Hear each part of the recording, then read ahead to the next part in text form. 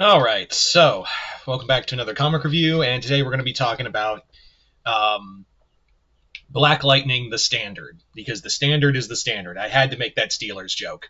This is another comic. This is another comic sent to me by my friend Chris. Thank you as always, brother. And yeah, so Black Lightning, the Standard, is part of the All In miniseries. Like it was part of these whole, and I talked about this before in the Justice League Unlimited review where DC did all these other miniseries that kind of tangentially connect to the current state of Justice League Unlimited, which seems to be DC's like flagship title right now. Um, so they basically wanted to have a comic that would act as um, basically have a comic that would act as a full-on a flagship, and there'd be other miniseries that are kind of connected to it, like the Atom Project and the Question comic, as well as this. So Black Lightning, this also deals with the aftermath of Absolute Power. So the story is that Black Lightning and his daughters are picking up the pieces after the events of Absolute Power, but however, his daughter Anissa, Thunder, is having problems with their powers, and she's kind of like a walking bomb, essentially. And the relationship between Black Lightning and his daughter are kind of frayed. It's a tough situation, to be honest. It's a tough connection between the two. On top of that, Jefferson also feels like he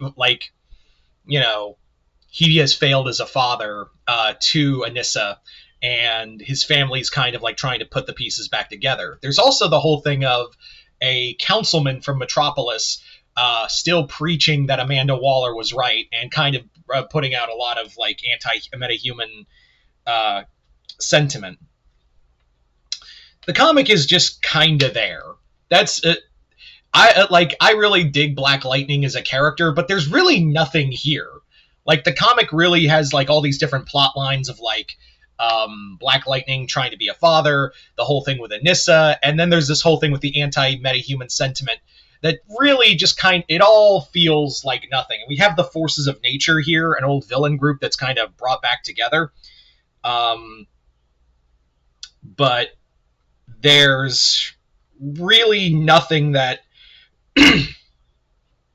that really matters in this book. Like none of it feels like necessary. You know what I mean? And I know like some miniseries aren't really necessary to begin with, but like give me something. Like give me like a story. Like I am struggling right now to like give a review because there's really nothing I can talk about. I mean, it's cool. Like don't get me wrong, Black Lightning is awesome in this book, and I love how we get more of Steelworks. We get more of the rest of the Black Lightning family, as well as Anissa's wife Grace.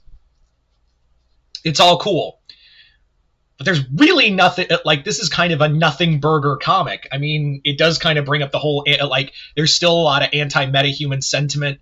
There's a lot of like anger towards the metahuman community, and there's really nothing that makes you go, okay, what was the point? I mean, because really it's just Anissa's having problems with her powers, and we build up to the Powers Company, which I don't know if that book is going on right now.